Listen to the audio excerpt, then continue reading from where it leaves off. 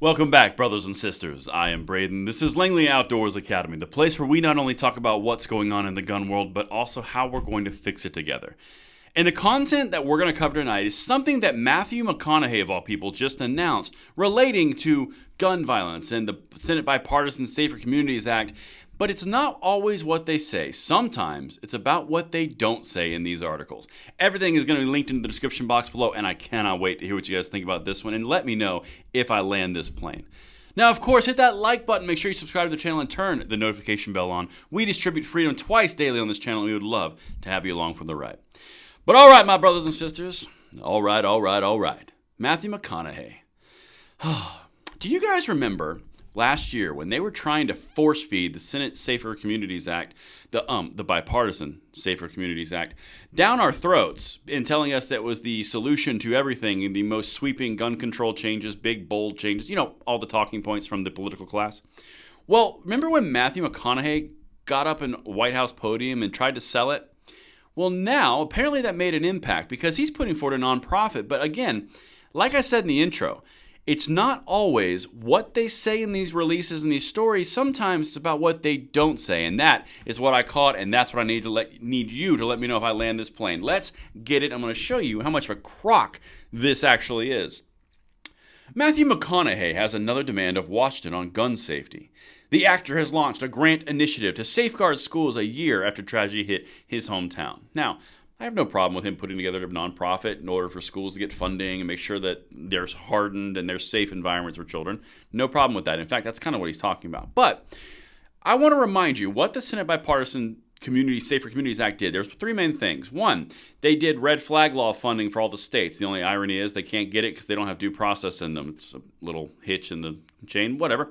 Then the other one was they had to raise the age limit from 18 to 21, and the ATF utilized that to raise the age limit and give it a 10-day waiting period for that entire demographic of people, which is unconstitutional. And then that middle one, they went with, what was it? School funding. Now remember, it's never going to be about hardening schools. That's not the answer. You can never provide enough safety to prevent the scourge of gun violence on these streets. But that's not what this is about. Check this out, because wouldn't you know it, some details leaked out in this description. Last summer, the actor Matthew McConaughey lent his voice and star power to the White House's push for action on gun safety following the deadly shooting at an elementary school in his hometown of Uvalde, Texas. Now, he's launching an endeavor to ensure that the $1 billion in school safety funding included in the law resulted from last year's push. The Bipartisan Safer Communities Act doesn't go to waste. Now, how could it go to waste? Because the Biden administration and Democrats and Republicans all patted themselves on the back, saying it's the most sweeping gun changes in the entire planet history of the United States. But somehow it still doesn't work, so they need more. But all this funding was going to go somewhere. How could it not go to the right place unless this was another political game? Check this out, because this is really important when you hear where it goes. On Thursday, McConaughey launched the Green Lights Grant Initiative, a privately funded program intended to help smaller school districts and local education agencies apply for the competitive grants available under the law. The funding is meant to help establish safer and healthier learning environments, no problem with that, and prevent and respond to acts of bullying, violence, and hate, as well as other educational programs. They're hardening the schools. They're just not saying they're hardening the schools. That's what that is. Again, I have no problem with making the schools safer. We should have known the whole time. Why do we need all this gun control? Anyway, this is the really important part because they start to show you where the money seems to disappear. Again, this is why these federal programs are kind of a waste of everything. So check this out. The need for such a program first became clear, McConaughey said, when the actor and his wife Camilla had dinner with the Representative Tony Gonzalez, Republican from Texas, a few months after the bipartisan law was enacted. The lawmaker noted that only 12 out of the 119 schools in his district had applied for grants under the law and none got approved. So where's that money going? And why are schools not getting approved for it? And more importantly, if this Senate Safer Communities Act, that was bipartisan passed, by the way, if this was such a great sweeping gun safety law, then why are people having trouble getting money into the schools? And why did 12 out of 119 apply and none of them got in?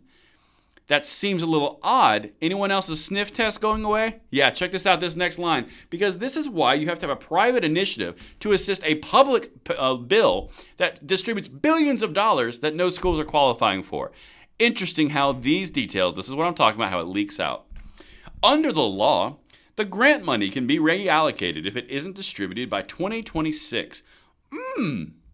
Interesting. So all that $1 billion can be reallocated by 2026, 3 years from now, if it's not utilized by schools for hardening the schools and actually protecting children? That's kind of weird, isn't it? Quote, that would make the passing of the bill a great symbol that wasn't really activated and didn't become useful, and I think that'd be a shame, McConaughey said. All right. He's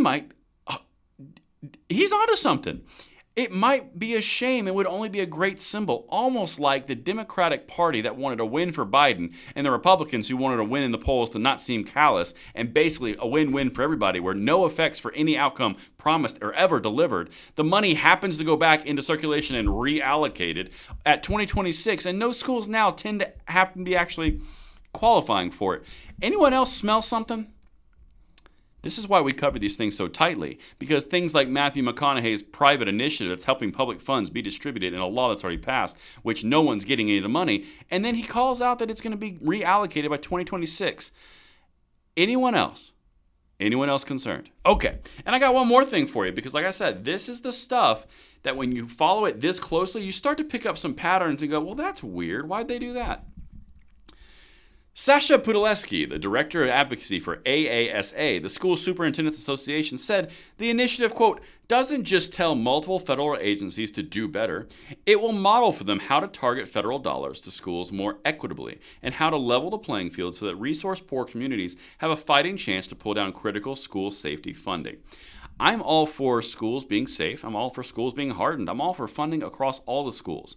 I don't think any of the things that are being allowed in schools right now should be allowed in schools right now. In fact, if we would just protect them like we protect every other protected, secure area in our society, we probably wouldn't have as many problems. Leads to the question of why we aren't doing it. Anyway, but now this is interesting because schools aren't getting the funding and they're not getting approved when they apply for it. But that money's going to be reallocated at 2026. Does anyone else smell corruption?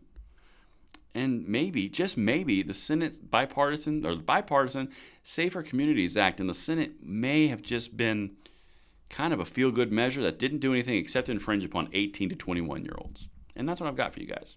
Let me know what you think in the comments field below, and I will see you on the next one. I'm Braden. See you later.